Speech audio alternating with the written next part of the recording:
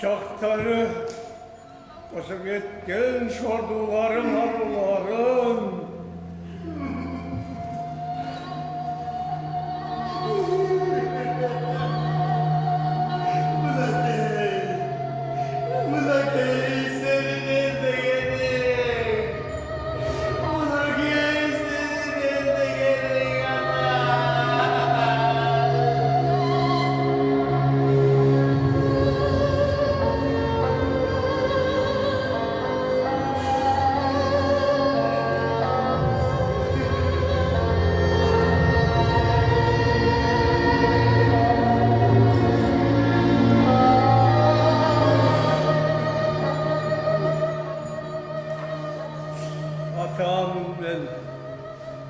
Atamın benim giregen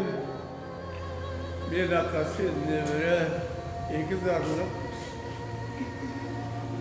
Vur mörtülüm zarlık şahit Vur mörtülüm zar Vur mört gözümde car Ata devre iki zarlık Oğlum Gezgilerimiz gezbizlis oğlum Karataş'tay katal günler içinde Alıp gider Tuğlar bizden Tolkun ata kala demere Alıp geçsin yazıklar atları sakta ötsün akta ötsün arıların Armanın Oğlum Eşini tut yaşına Esine tut yaşıva den arkalarda İçen soğuk önlerinde